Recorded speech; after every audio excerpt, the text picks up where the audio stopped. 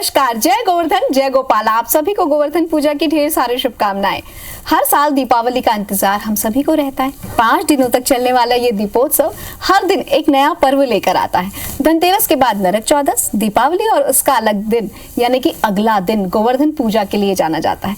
दीपों का पर्व यूं तो भगवान श्री राम की घर वापसी और माता लक्ष्मी के पूजन के साथ मनाया जाता है, पर गोवर्धन पूजा वाले दिन भगवान श्री कृष्ण की पूजा होती है। साथ ही गाय के गोबर से गोवर्धन देव बनाकर हम इसकी पूजा करते हैं। ये हमारी परंपरा है। कार्तिक महीने में शुक्ल पक्ष के पहले दिन यानी प्रतिपदा के दिन ये पर्व आता है। बहुत से स्थानों पर इस पर्व को अन्नकूट के नाम से भी मनाया जाता है। गोवर्धन पूजा का जिक्र पुराणों में भी मिलता है। बात उस समय की जब भगवान श्री कृष्ण ने माता यशोदा के साथ ब्रज में निवास करते थे, तब वो बहुत शरारतें करते थे। माना जाता है कि उस वक्त अच्छी बारिश के लिए सभी लोग भगवान इंद्र का पूजन करते थे। एक वर्ष भगवान श्री कृष्ण ने ये ठान लिया कि वो इंद्र का घमंड तोड़ कर रहेंगे और साथ ही इंद्र के पूजन के बजाय गोवर्धन पर्वत की पूजा के लिए कहेंगे। सबने कान्हा की बात मान ली, पर डर सभी को इस बात का था कि कहीं इंद्र के प्रकोप से वर्षा नहीं हुई तब क्या होगा। वही हुआ। नाराज इंद्रदेव को गुस्सा आ गया और तेज बारिश बनकर वो ब्रज पर बरस पड़े। ब्रजवासियों की रक्षा के लिए कन्हैया ने गोवर्धन पर्वत को अपनी उंगली पर उठा लिया और सभी लोगों ने इस गोवर्धन पर्वत के नीचे शरण ले ली। तब से इंद्र का जो क्रोध है वो शांत हुआ। वो बरसता रहा, पर भगवान श्री कृष्ण के एक मुस्कान के आगे पर्वत को उंगली पर जब उन्होंने थामा तो वो भी पिघल गए और पूरा ब्रज उनकी शरण में आकर बैठ गया। इंद्र को अपनी गलती का जब एहसास हुआ तो वो कांप गए। उनका कोप शांत हुआ और माना जाता है कि उसके बाद से गोवर्धन पूजा का सिलसिला शुरू हुआ। तो अब तक ये पूजा चलती आ रही है। इस पूजा का क्या महत्व है, किस विधि से हमें ये करना चाहिए, इसी पर हम बात करेंगे। डॉक्टर दत्तात्रेय होसकरे जी ज्योतिषाचार्य हमारे साथ हैं, तो चलिए करते हैं उनका स्वागत। नमस्कार पंडित जी। नमस्कार पंडित जी, सबसे पहले तो ये जानना चाहते हैं कि गोवर्धन की कहानी तो हमने बता दी, पर गोवर्धन की पूजा करें कैसे? जी, असल में गोवर्धन की पूजा जो है, जैसा कि आपने बताया, कार्तिक मास के शुक्ल पक्ष की प्रतिपदा को की जाती है और विशेष रूप से इस वर्ष जो है विशेष योगों में ये पूजन होने वाला है। उस दिन सारे अच्छे अच्छे योग हैं, ग्रहों की स्थिति बहुत शुभ है और इस दिन ये पूजन करना बहुत अच्छा होगा। गोवर्धन की पूजा करने के लिए विशेष रूप से सबसे पहले तो गाय के गोबर की एक पिंडी बनाई जाती है। उस पिंडी को गोवर्धन पर्वत के रूप में माना जाता है और विशेष रूप से उसका पूजन जो है षोडश तरीके से, मतलब 16 तरीके से किया जाता है और धूप दीप नैवेद्य भोग इत्यादि का वो करके ये पूजन को किया जाता है। और विशेष रूप से मैं आपको बताऊं, गोवर्धन यानी कि गाय को सबसे बड़ी संपदा माना जाता है जो हमारी प्राचीन परंपरा है उसमें। इसलिए गोवर्धन मतलब धनवर्धन, धनवर्धन यानी कि पुत्र पौत्र संतान आदि का वर्धन, इसका मतलब है संपदा का वर्धन। तो इस तरह से गोवर्धन का पूजन करने से निश्चित रूप से सारी की सारी संपदा प्राप्त होती है।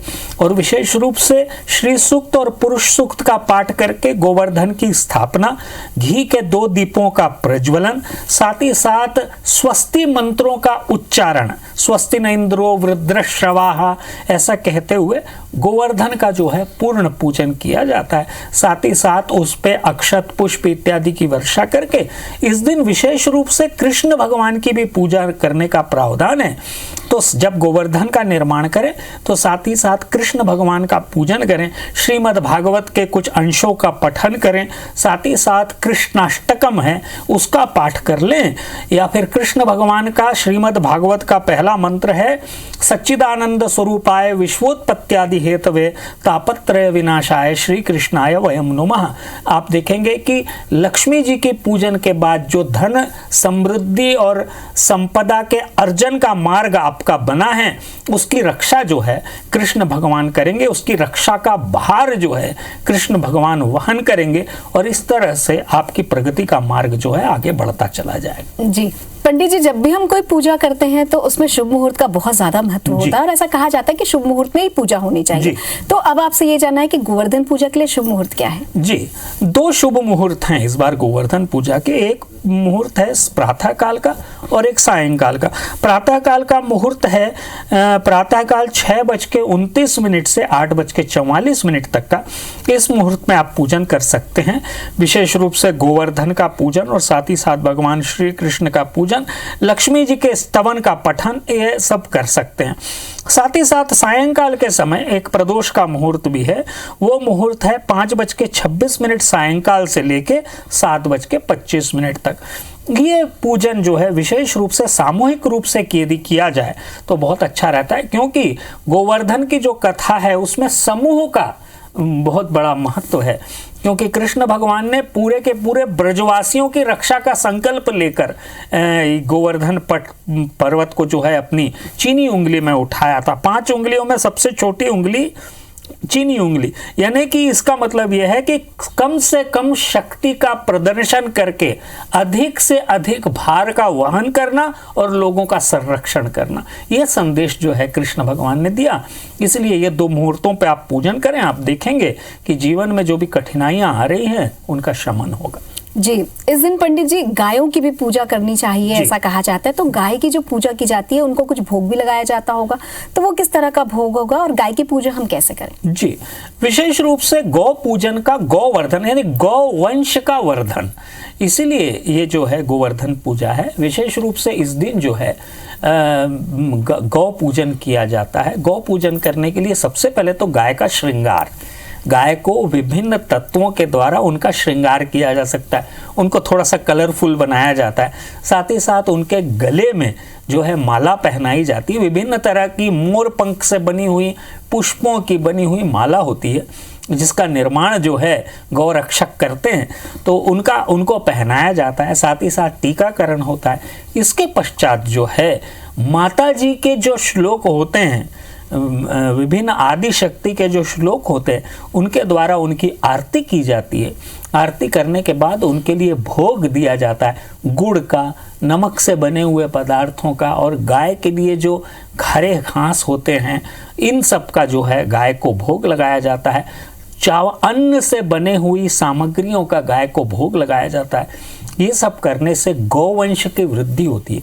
और देखिए, क्योंकि प्राचीन काल से गौवंश को सीधे स्वास्थ्य से जोड़ा गया है, और श्री सूक्त में, क्योंकि लक्ष्मी जी से संबंधित पर्व है, इसलिए श्री सूक्त में कहा गया है धनम धान्यम पशुम, देखिए उल्लेख आ गया, धनम धान्यम पशुम बहुपुत्र लाभम शत संवत्सरम दीर्घम आयु, यानी कि गौवंश की वृद्धि से आयु की दीर्घत्व प्राप्त होता है, मतलब आयु वृद्धि होती है। इसलिए गौवंश की वृद्धि आवश्यक है।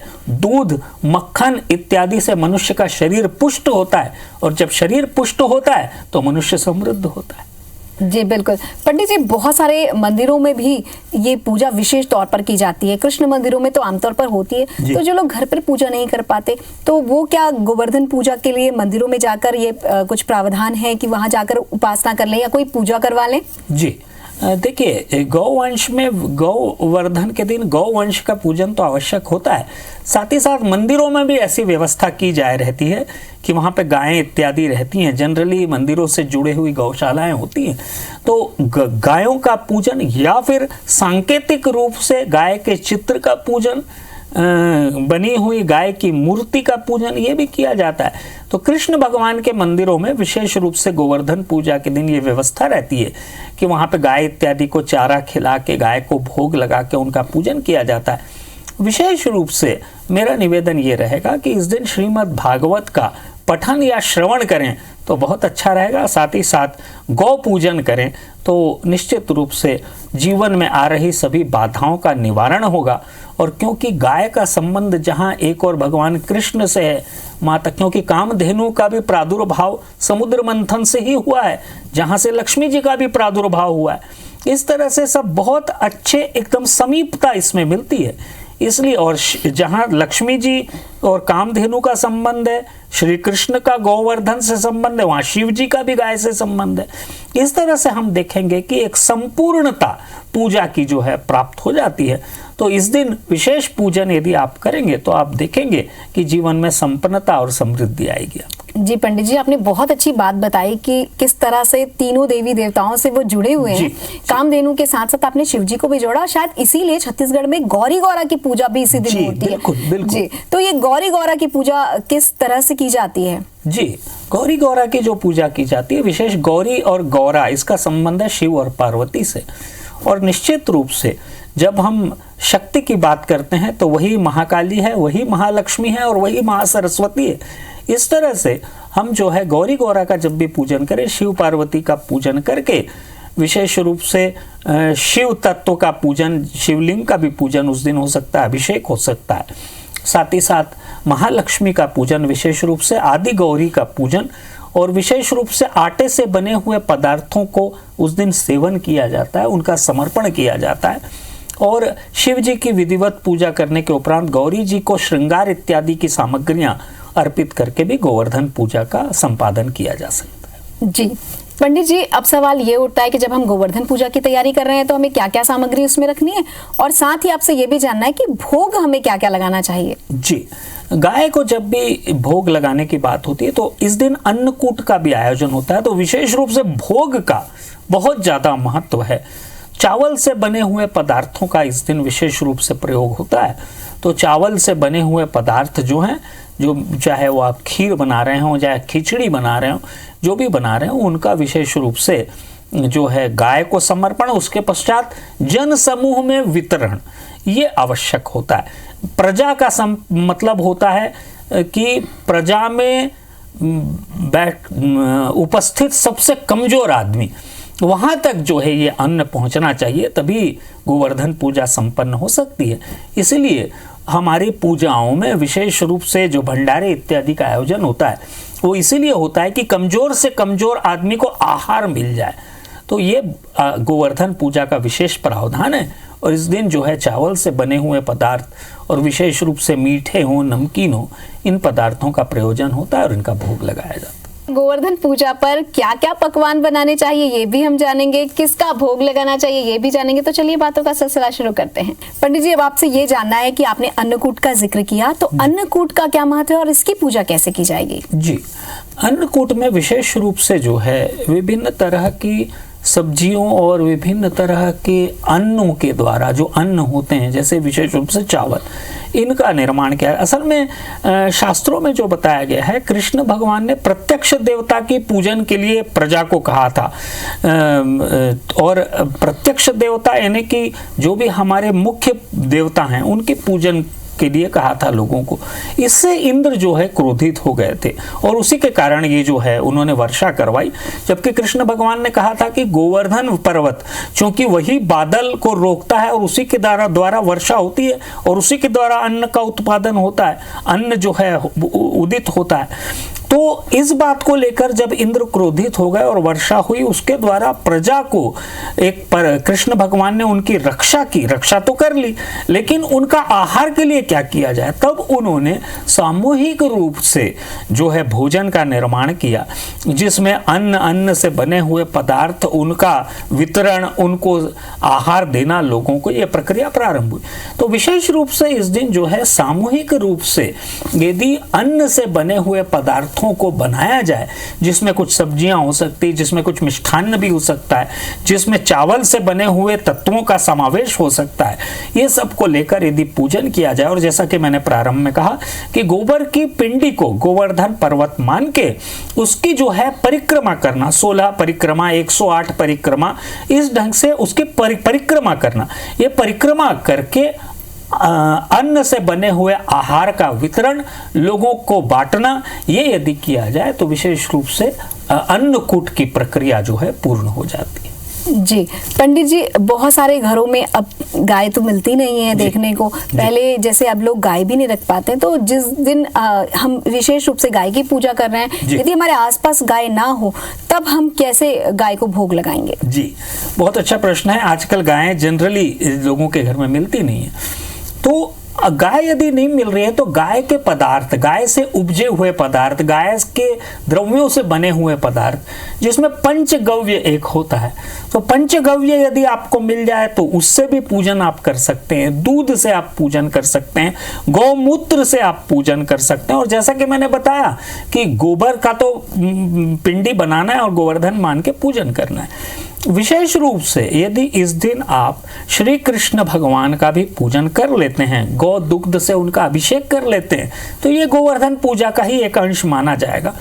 तो इस तरह से गौ वंश से उत्पादित पदार्थों को रखकर उनका पूजन करना ही गोवर्धन पूजा कहलाएगा।